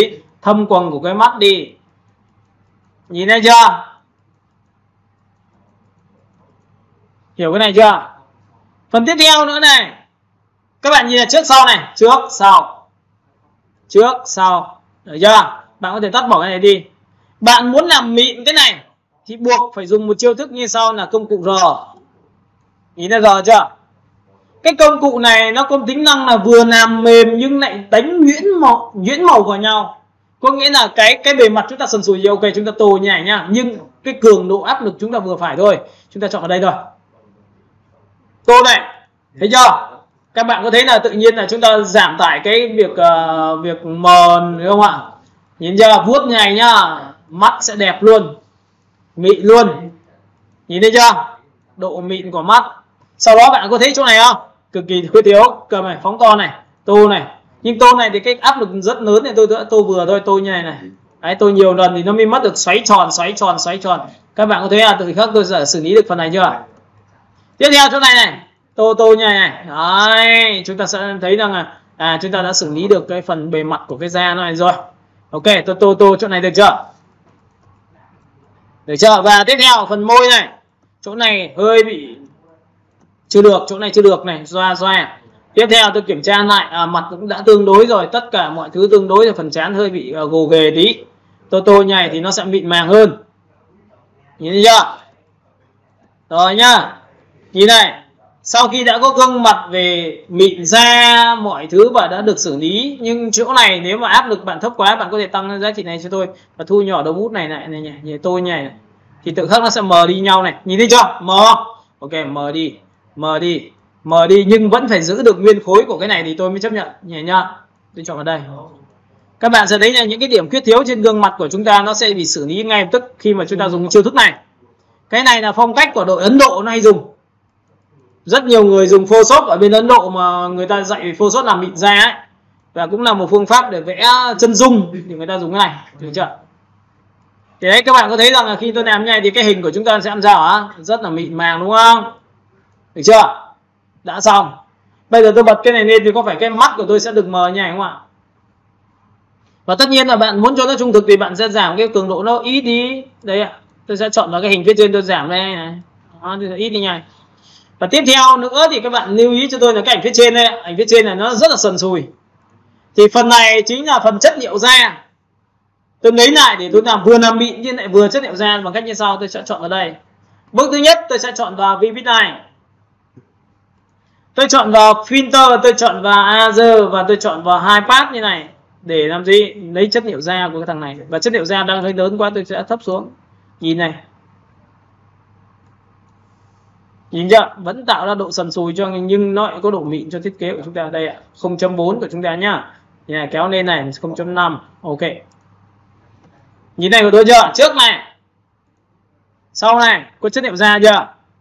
Đây là cách lấy chất liệu da. Và sau khi đã làm xong bạn có thể ép toàn bộ cái này lại thành một bằng Ctrl E cho tôi.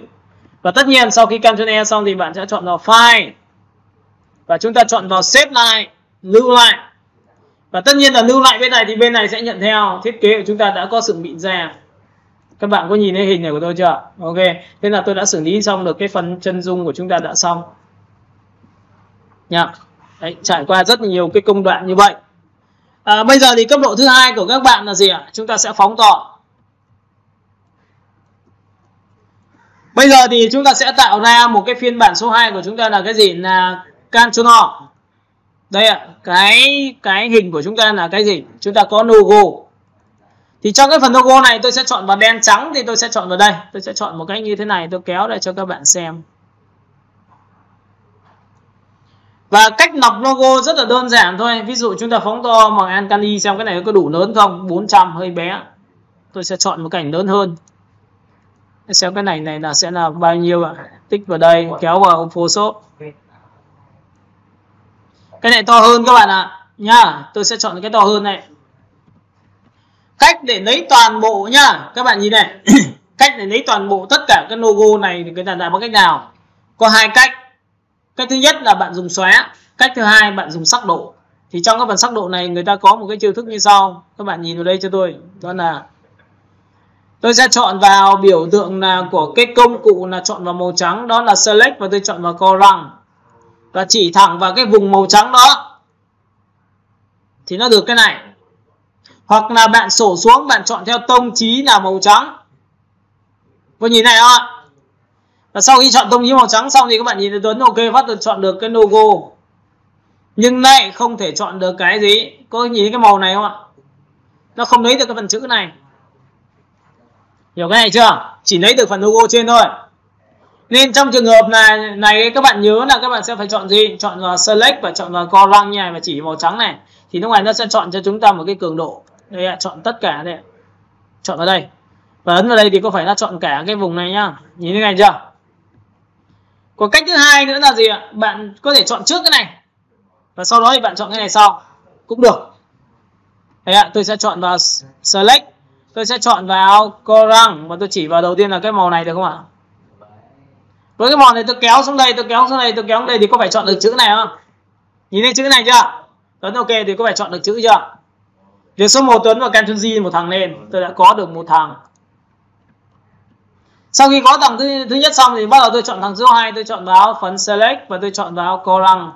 Lúc này tôi chỉ vào thằng màu đen và tôi kéo này lên để nó lấy được chi tiết của nhiều đối tượng của chúng ta hơn ạ.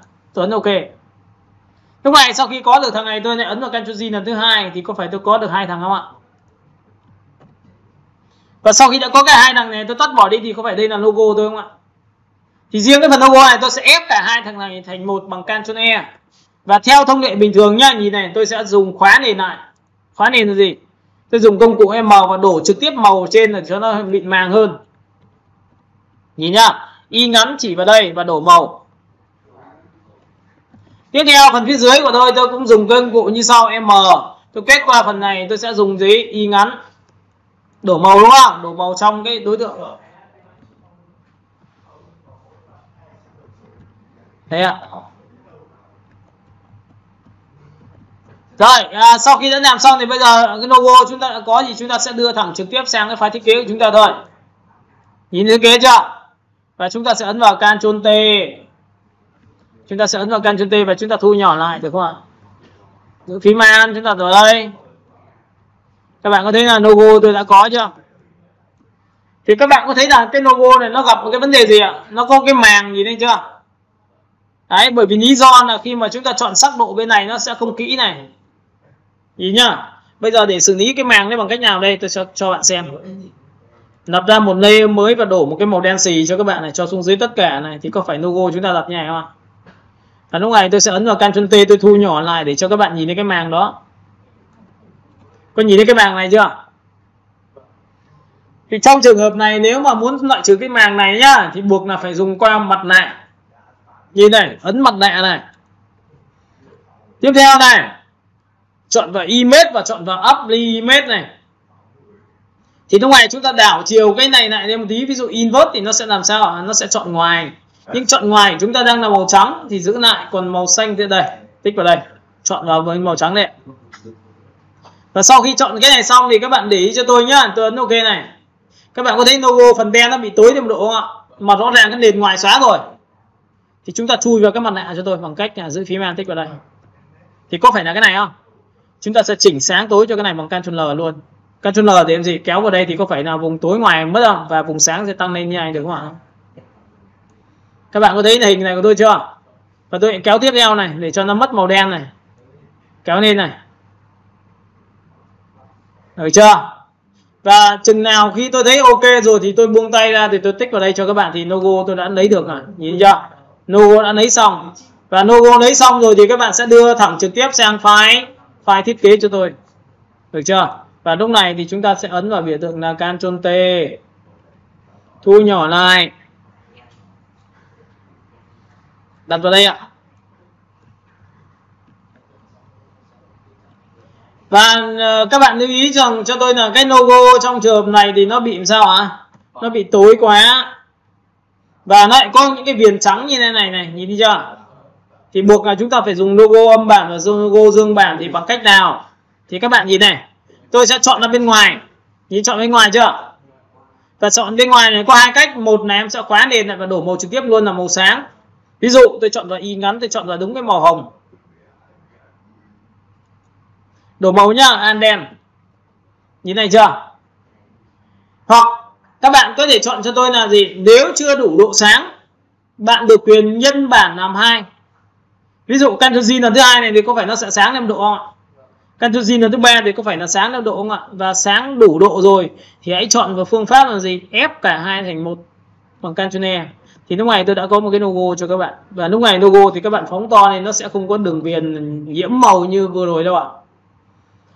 Tiếp theo, sau khi đã có một cái logo đặt đúng vị trí rồi thì bây giờ chúng ta sẽ chọn đến một cái phần thiết kế. Thì ở đây nó có một cái phần là một là chúng ta đã dùng gradient rồi. Chúng ta sẽ đặt logo này vào đâu? Ví dụ tôi đặt vào giữa đây chẳng hạn như này, và tôi ấn vào Ctrl T. Và trước khi Ctrl T thì như tôi đã nói với bạn là chuột phải chọn vào Convert Smart Object để làm gì? Để Ctrl T kéo như này. Được chưa? Cấp độ thứ hai của các bạn là gì? Tôi cần một cái sản phẩm thì tôi kéo ở đây. Đây là sản phẩm của chúng ta đây ạ. Chúng ta back ra ngoài, chúng ta kéo ở đây. Các bạn có thấy là những cái sản phẩm này buộc là chúng ta sẽ phải làm sao? Cắt không ạ? Hoặc nếu không thì các bạn sẽ phải làm sao cho ảnh chìm vào nền. Thì trong trường hợp này nó sẽ thiên về cái việc cắt nhiều hơn. Nếu mà bạn muốn chọn màu đen thì hãy chọn những cái sản phẩm như này. Thì đó, rất là nhiều màu đen cho chúng ta. Và chúng ta sẽ chọn một cái dòng sản phẩm nào đó. Thấy nhá, các bạn nhìn không? Tiếp theo back này, chúng ta sẽ tìm những cái sản phẩm này. Đây. Trong trường hợp này thì các bạn sẽ nhìn thấy là cái đối tượng của chúng ta nó nằm ở đây, và chúng ta xem cái nào đẹp nhất. Cái này bé quá, xóa đi. Cái này tương đối to, các bạn nhìn to chưa? Nhưng các bạn muốn cắt được cái hình này thì buộc là các bạn sẽ phải dùng chiêu thức là pen là cái chắc rồi. Chúng ta tích vào đây. Nhìn này của tôi chưa?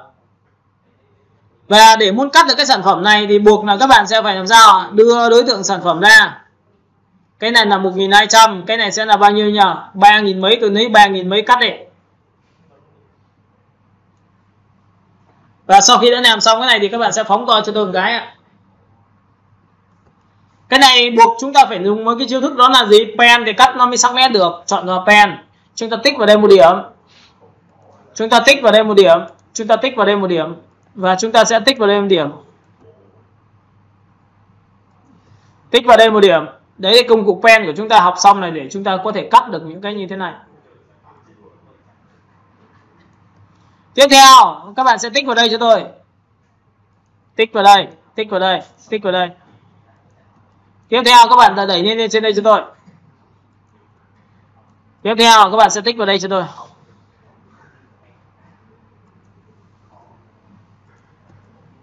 Tiếp theo các bạn sẽ tích xuống đây. Tiếp theo các bạn sẽ tích vào đây. Tiếp theo các bạn sẽ tích vào đây. Tiếp theo các bạn sẽ tích sang đây.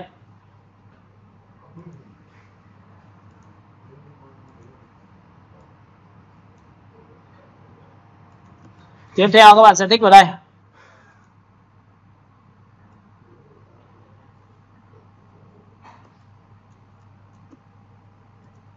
Rồi sau khi làm xong thì bạn ấn vào Ctrl Enter, và lúc này chúng ta sẽ tạo ra một cái phiên bản đó là mặt nạ. Các bạn nhớ nhá, chúng ta có thể tạo ra mặt nạ như này thì có nghĩa là giữ được cái hình và cái nền cho biến mất. Và thường thường nếu mà sau khi làm xong thì bây giờ cái phần text của chúng ta đã xong rồi thì chúng ta chỉ việc sao Ctrl Enter nhá. Pen này. Ok. Rồi sau khi đã cái hình đã xong rồi thì bây giờ chúng ta sẽ có một cái phương pháp nữa, đó là gì? Chúng ta sẽ chọn vào biểu tượng chuột phải. Chọn ở đây. Ví dụ cái logo này không cần thiết thì chúng ta dùng công cụ M và chúng ta quét qua biểu tượng này, dùng công cụ Shift F6 và chúng ta chọn vào Shift F5 để làm sao thử đắp hình xem biến mất chưa. Tiếp theo cái hình của chúng ta biến mất rồi thì chúng ta sẽ đưa cái logo, ví dụ logo này tôi muốn lấy đưa sang, chuột phải chọn ở đây và kéo sang trực tiếp của cái hình của chúng ta.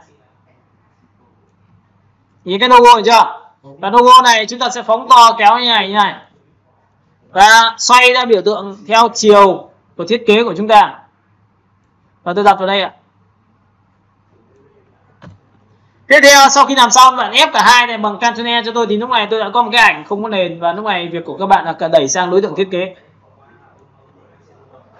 Và cái ảnh này nó lớn quá thì các bạn nhớ cho tôi đó là chúng ta chuột phải chọn vào Smart Object nhá. Convert Smart Object và ấn vào Ctrl T thì lúc này chúng ta mới có được cái hiệu ứng của đối tượng. Chúng ta bằng phím Alt kéo vào đây và chúng ta sẽ kéo vào đây. Chúng ta sẽ kéo vào đây. Được chưa?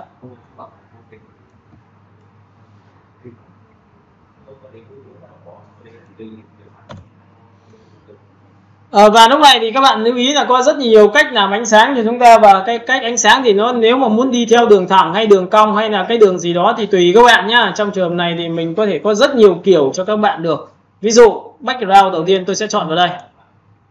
Và cái background này thì buộc là các bạn sẽ phải ấn vào Ctrl G cho tôi. Ctrl G nhá. Và sau khi ấn vào Ctrl G xong thì bạn sẽ ấn vào Ctrl T và kéo xuống một tí như này, giữ Shift kéo xuống. Và sau khi kéo xuống thì các bạn có một cái nền như này nhá. Nhìn chưa? Trong phần này các bạn sẽ ấn vào Ctrl T cho tôi và bắt đầu chúng ta bẻ cong cái việc thiết kế của chúng ta bằng cách nhìn này. Tôi tích vào đây một điểm. Và cái điểm này tôi sẽ làm sao? Tích vào điểm này nó sẽ có một cái biểu tượng là tích vào đây, điểm này nó sẽ đi xuống này. Còn nếu mà các bạn ấn vào Ctrl T và bạn muốn theo ý đồ của các bạn thì bạn tích vào đây cho tôi. Nhìn chưa? Bạn được quyền là tích vào đây. Điểm này là điểm số 1 của chúng ta. Và chúng ta cầm điểm này chúng ta sẽ đẩy lên trên đây. Tiếp theo bạn sẽ cầm điểm này bạn kéo xuống đây cho tôi một tí thì tự khắc cái điểm này nó cũng sẽ tự đi xuống. Và tiếp theo chúng ta sẽ chọn vào những cái hình thù ở phần phía dưới của chúng ta, tích vào đây. Chúng ta kéo này xuống. Chúng ta sẽ cầm điểm này kéo xuống, đúng không? Thấy chưa? Và chúng ta sẽ bẻ cong những cái đường mà chúng ta mong muốn như này. Tiếp theo các bạn sẽ kéo đây cho tôi để làm sao nó va chạm với cái hình này một tí và tôi ấn OK. Nhìn chưa? Đây là cái cách người ta có thể làm. Còn bình thường các bạn vẽ pen là tốt nhất nhá. Đấy, các bạn có thể vẽ pen một cách tốt nhất là có thể ấn vào biểu tượng cái nền này, Ctrl G, Ctrl T và kéo như này thì những cái đường thẳng thì nó sẽ đơn giản thôi. Các bạn sẽ chọn vào đây cho tôi. Và sau khi mà tôi chọn đường thẳng xong thì các bạn tiếp tục chọn cho tôi một cái giữ Shift kéo lên đây, nó ăn phần tương đối là lớn như thế này. Hoặc là ăn như này. Chưa? Cái sản phẩm này các bạn đã có rồi thì các bạn sẽ kéo này xuống cho tôi và lúc này chúng ta thể hiện một cái bóng ở trên cái thiết kế của chúng ta, nhìn chỗ này chưa? Chúng ta sẽ dùng công cụ M quét qua phần phía dưới. Sau đó lập ra một layer mới và dùng phím Y ngắn và chỉ thẳng vào lấy cái màu và dùng đổ màu bằng Alt đen. Thì cái màu này của các bạn nhìn thấy chưa? Tôi sẽ chọn vào hòa trộn là multi. Đây, cái bóng đổ chúng ta giống như bay trong không trung này. Ctrl T của cái này thì chúng ta sẽ đẩy sang phải và như này, và chúng ta sẽ cầm chúng ta kéo như này, Shift chúng ta kéo này. Thì đây là cái phần bóng của chúng ta thì chúng ta có thể làm nhòe đi bằng cách chọn vào filter, chọn vào blur và chọn vào Gaussian blur. Và lúc này rất là đơn giản là bạn muốn chỉnh cho tôi là cái phần này đậm và phần này nó nhạt dần vào nền thì các bạn cũng có thể tạo ra một cái mặt nạ. Chọn vào gradient là phải là đen trắng và kéo từ dưới lên trên như này. G nhá. Kéo này, giữ Shift này. Chọn vào từ trái qua phải để từ trên xuống dưới kéo như này nó sẽ đẹp hơn. Ok, nhìn thấy chưa? Rõ ràng phía trên nó sẽ đậm về đây, tôi kéo như này. Thế này tôi đã hoàn thành được trong cái phần đó là gì? Tạo ra một cái bóng đổ cho thiết kế của chúng ta rồi. Tiếp theo nữa là gì ạ? Sau khi đã lựa chọn xong này thì cái việc mà chúng ta sẽ đẩy cái nội dung thông tin của chúng ta vào logo nó phải nằm đúng giữa khoảng không. Và các bạn sẽ nhìn thấy là tôi sẽ đẩy đúng bằng cái chiều thức này, được chưa?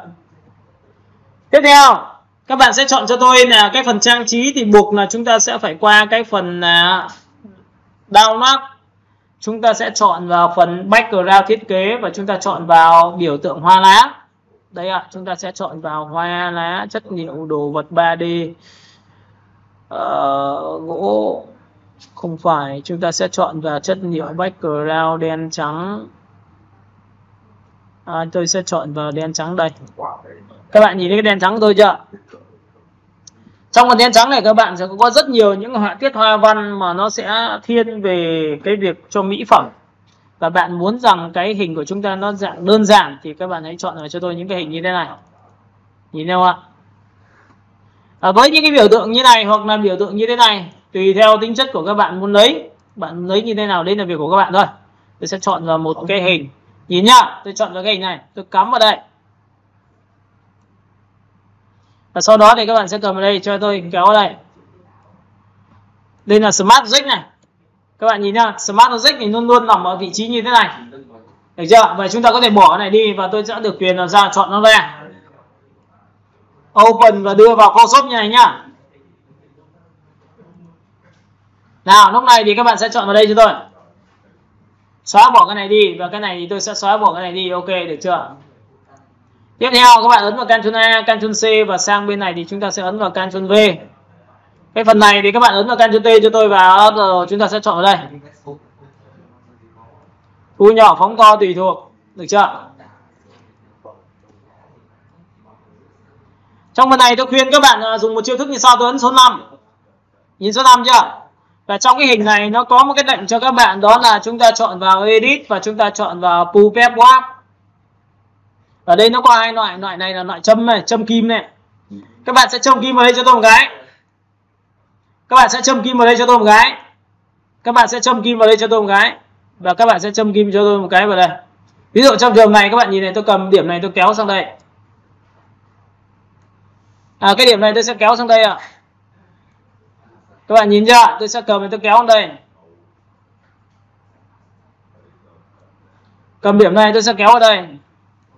Và cuối cùng thì chúng ta sẽ làm sao? Chúng ta sẽ châm vào đây một tí nữa thì tôi sẽ cầm nó kéo vào đây được không ạ? Và tôi cầm điểm này tôi kéo vào đây được không ạ? Đây là những cái biểu tượng để các bạn có thể uốn lượn cái hình của chúng ta nó sẽ được như thế này. Và tôi sẽ châm kim vào đây nữa thì tôi sẽ cầm tôi kéo vào đây ạ.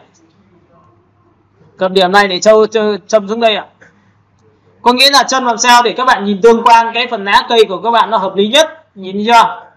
Các bạn nhìn chưa? Chúng ta sẽ uốn lượn theo hình này và tôi sẽ tích vào đây nữa để tôi chính xác để điều chỉnh cái cây này. Nhìn chưa? Cái cây này của tôi sẽ như này. Và cái điểm cây của tôi nó khá là chính xác rồi. Đây tôi cầm để kéo như này cho các bạn xem nữa. Ok, tích vào đây nữa thì cái lá cây này tôi sẽ đẩy ra đây. Cố gắng làm sao đừng để cái lá cây nó bị méo nhé, các bạn nhớ nhá. Không để cái lá cây nó bị méo được. Cầm cái điểm này tôi sẽ kéo ở đây. Được chưa? Và tích vào đây một điểm nữa thì tôi sẽ xé cái lá cây nó to ra, tích vào điểm nữa thì. Đây, tôi ấn Ctrl Z lại, tôi cầm điểm này tôi kéo đây cho các bạn. Đó. Và khi mà tôi thấy ok rồi thì tôi tích vào phím V thì tự khắc tôi có một cái lá cây đặt như này và lúc này chọn 100%. Được chưa? Sau khi đã làm xong thì bắt đầu tôi tạo ra một chiếc mặt nạ và tôi chọn vào phần Image, chọn vào Apply Image. Và lúc này chúng ta ấn vào Invert thì nó lấy được cái hình. Nó lấy được cái hình của chúng ta. Nhìn không ạ? Và sau khi đã lấy được cái hình của chúng ta, nhìn này. Ví dụ trong trường hợp này bạn cái lá cây của các bạn bị méo này, các bạn nhìn chưa? Chỗ này này, nhìn chưa? Nhìn nhá, Apply Image. Đây là Apply Image và chọn vào Invert, ấn OK. Thì toàn bộ sau khi làm xong thì cái phần này của tôi làm sao ra nó vẫn còn bị cái viền. Tôi sẽ chọn vào bút B bình thường và lúc này phóng to cái bút ra. Đặt 100% luôn. Tô đi, tô là mất nhá. X này, màu đen, tô vào cái viền là sẽ biến mất. Và sau khi tôi tô như này thì có phải tôi lấy sang bên trái không? Thế là cái hình này của tôi đã tạo ra một cái cảm giác về ngẫu hứng cho thiết kế rồi. Nhìn chưa? Và với cái cách này thì các bạn nhớ cho tôi nó là gì ạ? Chúng ta sẽ phủ lên cho nó một cái màu nữa, đó là gì? Chúng ta thích vào đây, khóa nền và chọn vào phím Y ngắn chỉ thẳng vào đây để lấy được cái màu bằng Alt đen. Nhìn nhá. Khóa nền này. Khóa nền. Alt đen. Thấy chưa? Các bạn sẽ thấy là tôi có màu tím. Sau khi đã có màu tím xong thì tôi khuyên các bạn là gì? Bắt đầu tôi sẽ thực hiện một thao tác. Đoạn này thì sẽ dùng cái chiêu thức là cái gì rõ và cái gì mờ. Đây ạ. Tôi sẽ chuột phải vào vị trí đó. Chuột phải vào nó nhá. Lúc này các bạn sẽ chọn cho tôi đó là cái phần blending option, và chúng ta sẽ thuộc tính là bỏ transparency shape layer đi, và tiếp tục chọn đến một cái công đoạn thứ hai, đó là gì, dùng hòa trộn color dot này, thì nó sẽ nhuyễn màu cho các bạn. Nhìn thấy nhuyễn màu chưa? Nó sẽ nhuyễn màu hoàn toàn cho thiết kế của các bạn theo cách như này, được chưa? Rồi sau khi làm xong thì tôi ấn OK, thì bắt đầu tôi sẽ dùng cái chiêu thức như sau, đó là gì, tôi phóng to cho các bạn. Và lúc này thì những cái gì mà cần chìm vào nền thì chúng ta sẽ cho chìm vào nền, còn những cái gì mà không cần chìm vào nền thì bạn sẽ không cho chìm vào nền nữa. Chọn qua mặt nạ, B, bút đây, chọn vào opacity, thấp xuống một tí nữa, và tô này, tô như này thì nó sẽ mất này, nhìn chưa? Tôi thu nhỏ lại, tôi sẽ làm cho cái cây này nó sẽ có trước sau cho các bạn. Đây là tôi tô như này. Chắc chắn là chúng ta sẽ phải chỉnh cái này ở cấp độ như này rồi, được chưa? Cái phần lá cây đằng sau này tôi sẽ tô làm sao cho nó thu vào trong. OK, tiếp theo đến phần này thì tôi sẽ làm không cần phải rõ nhất là một số cái chỗ này đâu ạ. Tôi sẽ tô dần cho nó mờ vào nền. Những đây là cái cây sau. Cái lá cây này tôi không nhất thiết phải cho nó rõ nữa. Được chưa? Rồi, sau khi đã làm xong thì chúng ta đã có một cái ngẫu hứng về cái hình ảnh cho chúng ta thiết kế bên tay trái rồi. Chúng ta sẽ phóng to. Và tiếp tục này. Trong cái phần này của các bạn ở đây của chúng ta có một cái background là màu xanh đã nhân bản lên rồi, nhưng chúng ta làm nền cho nó bằng cách như sau. Tôi tích vào đây một cái điểm. Tôi sẽ chọn cho nó một cái mặt nạ và dùng gradient đen trắng, đen trắng các bạn kéo từ trái qua phải như này này. Các bạn sẽ thấy là chìm vào nền cho chúng ta. Nhìn thấy không ạ? Sau khi đã chìm vào nền xong thì các bạn lưu ý cho tôi là bắt đầu tôi sử dụng một vài cái chiêu thức là cái ánh sáng để chiếu vào. Để muốn tạo ra ánh sáng nhá, các bạn nhìn này. Hôm trước thì tôi đã dạy cho các bạn về cái tia mặt trời rồi đúng không? Thì hôm nay tôi làm lại cho các bạn xem này. Layer mới. Cấp độ thứ hai các bạn sẽ chọn vào gradient đen trắng cho tôi và thực hiện thao tác là gì? Line. Và phần thứ hai transparency. Thứ ba các bạn tăng cấp độ này lên 100 cho tôi. Và sau khi chọn xong nhé, các bạn sẽ nhìn thấy cho tôi chop tù và kéo vị trí tâm của nó thôi.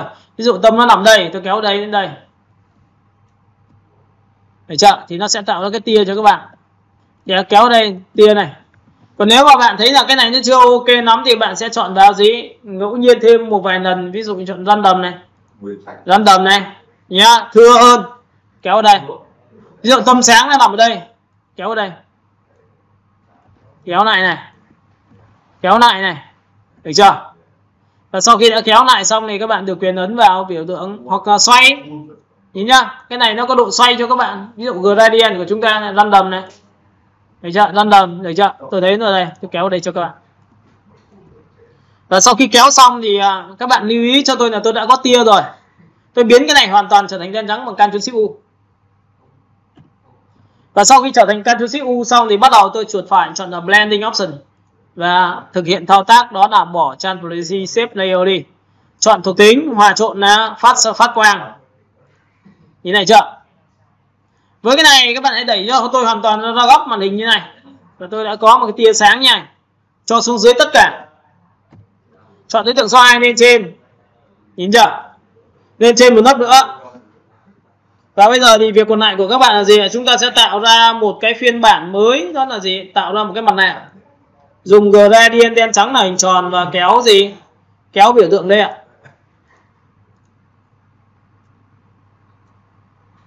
Các bạn sẽ thấy là tôi có thể tự tạo ra cái tia mặt trời này được. Cách thứ hai là các bạn có thể chọn vào phương thức là gì ạ? Chúng ta xóa cái này đi và chúng ta chọn vào Ctrl là thư viện.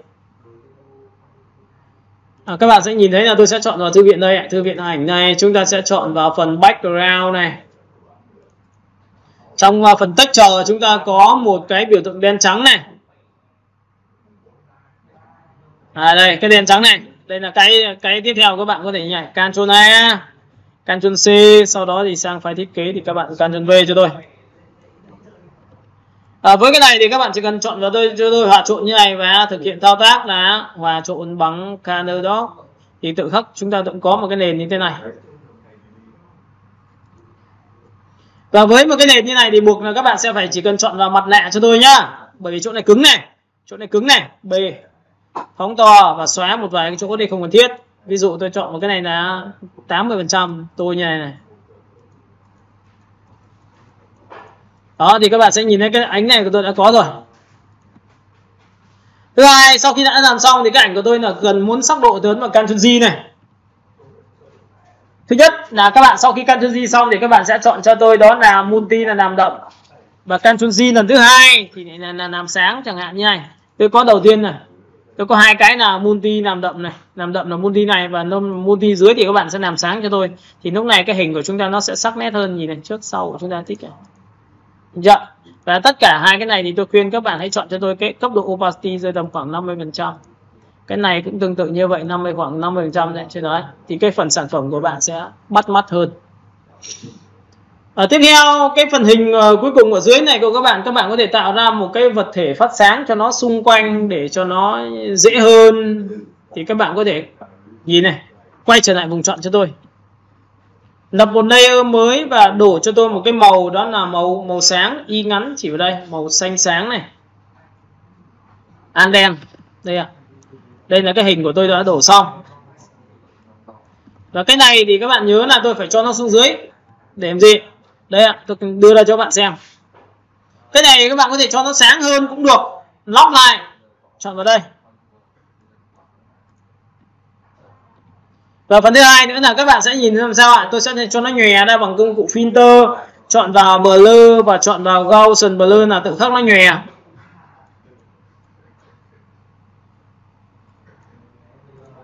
Sau khi chọn xong thì các bạn lưu ý cho tôi là đặt vào đúng vị trí. Và cái này thì buộc là các bạn phải dùng cái hòa trộn là làm sắc phát quang nha, chuột phải blending option này. Chọn vào biểu tượng là transparency, shape layer, bỏ đi, và thuộc tính của chúng ta là dùng color dot. Thì cái này của chúng ta nó có phát quang, nhìn thấy chưa? Phát quang của chúng ta là như này. Và sau khi làm xong thì nó có một cái giá trị phát quang như này. Các bạn có thể sang trái, sang phải. Ok. Và lúc này các bạn được quyền giảm pin đi. Logo đã có rồi, ảnh sản phẩm cũng đã có rồi. Bây giờ việc còn lại của các bạn là phóng to. Và chúng ta sẽ đánh một cái text.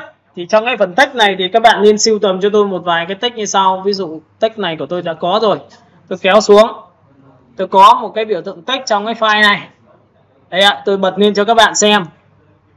Và file này nó có một cái text khá là được. Đây ạ, các bạn nhìn thấy cái text của chúng ta là cái chữ số 20, chọn vào cái sắc ngọc này, nhìn chưa? T. Chúng ta chọn phông chữ này, UTM này, Ctrl C.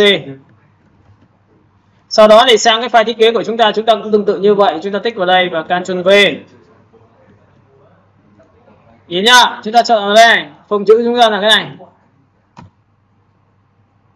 Đây, chúng ta kiểm tra là cái file bên thiết kế của chúng ta là cái gì. Đây, chuột phải chọn vào cái biểu tượng làm sao, chọn vào phần chuột phải chọn vào biểu tượng sắc ngọc này. File này là Smart Object rồi nên là bạn thích đúp vào thì bạn mới xem được cái chữ nhá. Nhìn phông chữ này chưa? Tôi chọn vào phông sắc ngọc T. Chúng ta chọn vào đây Ctrl C. Sau đó sang file thiết kế của chúng ta này, chúng ta tắt bỏ cái này đi. Tôi sẽ sang file thiết kế của chúng ta, nó là cái này T. Chúng ta tích vào đây. Đó, và sau khi tôi chọn xong lớn và Ctrl T và tôi phóng to lại cho các bạn xem. Và tôi phóng to như này đúng không ạ? Và tất nhiên text tôi sẽ để dành cho một cái khoảng không nói gì nhanh. Text này các bạn hãy chọn cho tôi một cái màu, đó là màu sáng. Nhìn chưa? Phần thứ hai của các bạn là hãy chọn cho tôi một cái phông chữ gì ạ? Nét viết tay, ví dụ chữ yêu thương như này. Được chưa? Và cái chữ yêu thương này thì tôi chỉ cần chọn vào T và tôi sẽ chọn vào đây Ctrl C này. Sau đó thì sang file thiết kế của chúng ta chọn vào đây Ctrl V. Với cái phông chữ này thì các bạn sẽ nhớ một điều rằng là chúng ta sẽ chọn nó vào T và chúng ta sẽ chọn vào đây. Ok, chúng ta sẽ chọn vào Ctrl V nhá, Enter này. Đây là phông viết tay. Và toàn bộ các phông viết tay này thì không nên là viết in hoa hết.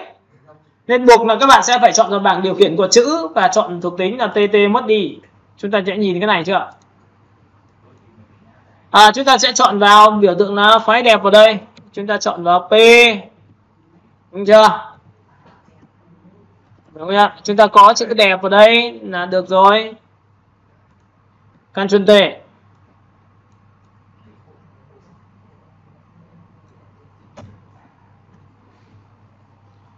Sau khi kiểm tra tổng quan toàn bộ đối tượng rồi thì chúng ta tắt bỏ cái này đi và chúng ta sẽ để ở đây. Để chúng ta có phấn trang điểm này, phấn trang điểm này, được chưa? Sau khi đã có phấn trang điểm xong thì các bạn sẽ nhìn thấy là ở đây tôi sẽ có sao? Tôi sẽ tích vào đây, tôi sẽ đánh không dấu cho các bạn nhá, bởi vì tất cả mọi thứ đang để không dấu thì chúng ta để không dấu hết. Và chúng ta sẽ gì? Dành cho file đẹp của chúng ta đây, chúng ta sẽ có chữ, thấy chưa? Cái chữ P này tôi sẽ để thường thôi, đặt như này thôi, để nó tách ra. Và tất cả những cái khoảng không như này nha các bạn nhìn này, tôi sẽ kéo toàn bộ Ctrl D xuống, V. Có hai cách, một là các bạn sẽ thu nhỏ lại xem nhìn tổng quan của chúng ta một tí nào, chúng ta sẽ tích vào đây, chúng ta phóng to, được chưa? Chúng ta tích xuống đây, có thể là đặt như thế này có được không? Tiếp theo các bạn tích vào đây, chúng ta sẽ chọn thu nhỏ cái này lại. Tiếp theo bạn sẽ tích vào đây, có nghĩa là trong quy trình khi làm đấy các bạn cũng nên lưu ý là nếu chưa hợp lý chúng ta được quyền điều chỉnh dòng. T tích vào đây, lên dòng, chúng ta sẽ chọn xuống dưới, cho lên trên tất cả này, Ctrl T và chúng ta chọn đi.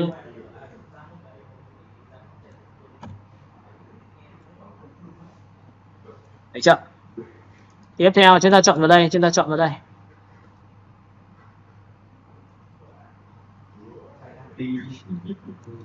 Và như vừa rồi thì thầy vừa chia sẻ cho các bạn về cách thiết kế rồi, nhưng mà cái này, cái chữ này của chúng ta vẫn điều chỉnh được. Các bạn nhớ nha, chúng ta sẽ phóng to bằng Ctrl cộng. Chữ P khả năng là chúng ta sẽ chọn vào chữ P như này có được không? Không, chúng ta chọn như này. Khoảng cách giữa các ký tự chúng ta sẽ điều chỉnh lại bằng giữ phím Man kéo đây cho nó gần vào, tích vào khoảng không, giữ phím Man kéo vào cho nó gần vào. Ở lúc này chúng ta sẽ đẩy sang trái sang phải này, các bạn nhìn chưa? Tiếp theo phần chữ này các bạn chọn vào T cho tôi và tôi chọn một cái màu, lấy cái màu của nó bằng cách tôi tích vào đây, tôi lấy cái màu của nó như này. Và toàn bộ cái chữ phía trên nhé, các bạn nhìn này, cái chữ phía trên là phấn trang điểm này thì bạn được quyền chọn cho tôi một cái gradient, hoặc là bạn để nguyên cho tôi, chỉ cần chọn vào thuộc tính là như sau, F7 ạ. Chuột phải blending option, ấn vào drop shadow. Đây, drop shadow chúng ta có sẵn rồi. Thứ hai, các bạn sẽ chọn cho tôi là cái giá trị gì, độ nhòe của bóng nó ít thôi. Tiếp theo, độ đậm của bóng là màu xanh, đúng rồi, chúng ta sẽ giảm opacity đi. Lúc này thì các bạn sẽ nhìn thấy là tôi đã làm xong được cái phiên bản của một cái làm về phấn trang điểm ở dạng như thế này. Và tất nhiên là cái chữ này các bạn thử mấy phương án cho tôi, là có thể là chọn T và có thể tích xuống như này, để chúng ta có thể thử lựa chọn xem là cái text của nó có được không. Như này thì cái khoảng không của các bạn nó sẽ lớn hơn. Cái chữ phấn này của các bạn sẽ làm sao? Chọn vào Ctrl Shift, hoặc là các bạn chọn vào T cho nó nhỏ xuống, đang là 23 thì tôi sẽ chọn xuống dưới tầm khoảng 16 thôi. Khoảng không giữa các ký tự với nhau tôi sẽ quét qua giữa ký tự trên và dưới này như này, giữ phím Man, đẩy nút lên trên xuống dưới, nhìn chưa? Để cho nó sát lại, để nó cấu trúc bố cục nó sẽ chắc hơn. Tiếp theo cái này của các bạn gì, để xe nó màu tẹo, logo chúng ta sẽ đẩy vào đây, chính xác, logo chúng ta sẽ đẩy sang bên tay trái. Tiếp theo chúng ta sẽ chọn bên tay phải, chúng ta kéo vào đây. Được chưa? Đó. Sau khi đã làm xong được cái biểu tượng của các bạn mà các bạn muốn cho nó ám màu toàn bộ tất cả thứ lên, thì các bạn có thể làm cái thao tác như này này. Nhìn này, nhân bản cái tấp nền này làm 2 cho tôi bằng Ctrl Z, cho nên trên tất cả nhá. Và dùng hòa trộn là short line, nhìn chưa? Đây là ám màu hết này, giống như cái mà chúng ta đang làm. Cách thứ hai, bạn không muốn lấy cái màu này thì bạn có thể bỏ đi, được chưa? Tiếp theo những cái hình này đến đoạn cuối cùng thì các bạn sẽ nhấn nhé cho tôi một vài cái tiêu chí nữa, đó là gì? Những cái vệt sáng của chúng ta nó có sự nhấn nhé như sau. Nhìn nha, chúng ta sẽ chọn vào biểu tượng hình tròn, kéo vào đây. Làm về vùng chọn bằng Shift F6. đặt là 30 đến 50 cho tôi. Cấp độ thứ hai là dùng công cụ M và cắt bỏ một nửa phần phía dưới. Nhìn này. Đây ạ, đổ màu nhá, lập layer mới này, đổ màu này. Ở cái màu này thì các bạn nhớ một điều rằng này, chúng ta sẽ dùng công cụ M và quét qua một nửa phần này và xóa đi ạ. Với cái này thì các bạn chỉ cần chọn vào cho tôi Ctrl T và xoay dọc theo chiều của hình của chúng ta thôi. Đặt vào đây này. Chúng ta sẽ đặt vào đây. Với cái biểu tượng này các bạn lưu ý cho tôi là dùng hòa trộn như sau. Color Dock. Và tất nhiên là phải đưa về đúng nghĩa của nó bằng cách là chọn vào Blending Option. Bỏ thuộc tính này đi. Chọn vào đây ấn OK thì nó sẽ phát quang cho các bạn, nhìn thấy chưa? Tôi có được cái hình này xong tôi sẽ copy cái hình này cho nó sắc nét hơn này. Nhìn chưa? Các bạn sẽ tích vào đây cho tôi, đó là gì? Chúng ta sẽ tích vào đây. Và xoay làm sao để nó theo chiều của các bạn. Thấy chưa? Tiếp theo giữ phím N chúng ta sẽ đẩy vào đây. Và xoay điện Ctrl T và xoay ạ.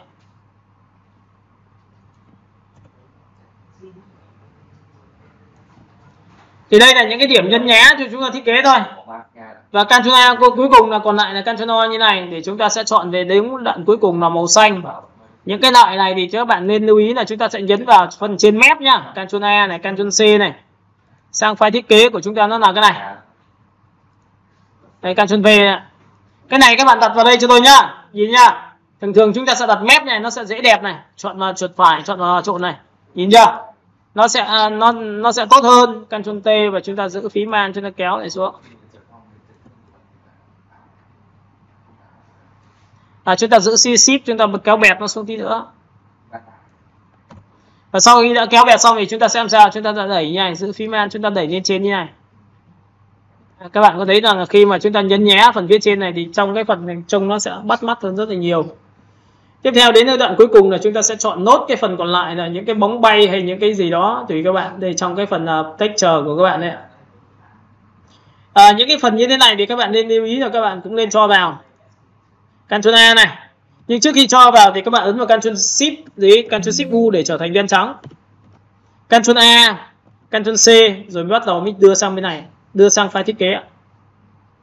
Cái này tôi sẽ tắt đi. Đây ạ. Cái này ấn vào Ctrl V cho tôi nhá.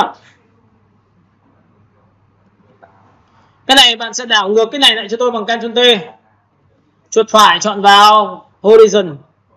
Đẩy sang bên tay phải. Và dùng hòa trộn chắc chắn là làm sáng ảnh rồi. Các bạn nhớ nha, làm sáng ảnh nó sẽ đứng nhảy.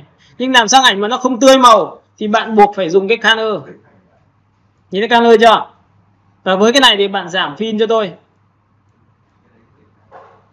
Giảm pin đi để nó làm sao nó nhẹ nhàng hơn về thiết kế của chúng ta. Tiếp theo này. Với cái này các bạn đẩy lên trên tí này cho tôi nào.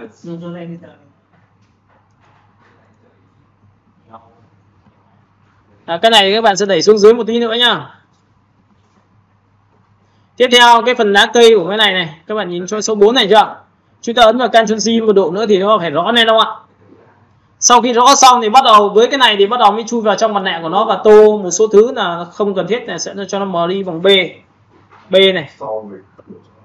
Tô cái này màu đen thì mờ đi này, bên tay trái mờ đi này, mờ đi chỗ này này, cái này chỗ này rõ lên, cái chỗ này làm sao ạ? Rõ lên chỗ này. Tôi sẽ tô vào thân rõ đi. Để cho chỗ này không cần thiết nhiều lắm, ok tôi sẽ cho nó mờ đi để nó sử dụng cái gốc. Ok, với cái cách như này thì các bạn nhớ là tôi đã làm xong cho các bạn một cái phiên bản đó là về cái phấn trang điểm. Và cái phấn trang điểm này tại vì sau khi làm xong mà bạn blend màu được thêm một lần nữa thì cái màu nó sẽ khác biệt nhá. Đây, bản cuối cùng chúng ta sẽ chọn vào phần đó là Color Mixer. Chọn vào tông màu xanh. Chọn vào biểu tượng kéo để lấy ra màu cổ điển. Nhìn này chưa? Kéo đây. Nha, có nghĩa là người ta sẽ tạo ra những cái màu cổ điển như này này. Nhìn thấy chưa? Nhìn này, kéo này. Đấy thì màu nó đỡ bị rợ màu cho các bạn nhìn thấy chưa? Và cái này kéo vào đây để lấy vàng hay lấy xanh này, nhìn này lấy xanh này. Và cái này đẩy lên vàng này, nhìn chưa? Và tiếp theo bạn sổ xuống cái này nó có phần đó là phần green của chúng ta kéo ở đây và chúng ta sẽ kéo ở đây. Đấy thì tùy theo tính chất của các bạn, bạn muốn lấy là bao nhiêu thôi. Còn tôi thì tôi ví dụ như này nhá. Các bạn nhớ cái phần channel mixer này chưa? Ví dụ bình thường như này, chúng ta cần chọn vào đây cho tôi channel mixer này. Lúc này chúng ta điều chỉnh cái màu xanh, kéo cái này lên, kéo này xuống này thì nó sẽ thiên về vàng này, có nhìn thấy vàng không ạ? Và cái này các bạn kéo lên đây này, nhìn này, kéo lên này, bớt xanh đi này. Và sau khi đã làm xong tổng quan là cái tông màu nó đã nhuyễn vào cái màu này rồi, chỗ này chưa được hợp lý lắm, bạn sẽ chọn vào mặt nạ và dùng bút B cho tôi là màu đen, tích khoảng 2-3 cái gì đó thì nó lấy được nguyên lại cái tông màu, hoặc các bạn sẽ cho nó mờ dần. Ok, thì đây chính là phiên bản cuối cùng mà tôi làm cho các bạn xem với một cái banner cho mỹ phẩm nhưng mà thiên về phấn trang điểm của chúng ta như này. Và tất nhiên cuối cùng thì chúng ta hãy lưu nó lại phiên bản phấn trang điểm này, chọn vào download này, chúng ta chọn vào phấn trang điểm, chúng ta ghi là thiết kế. Phần thứ hai là các bạn ấn vào Ctrl Shift S để lưu nó trở thành một cái phiên bản đó là ảnh của JPG.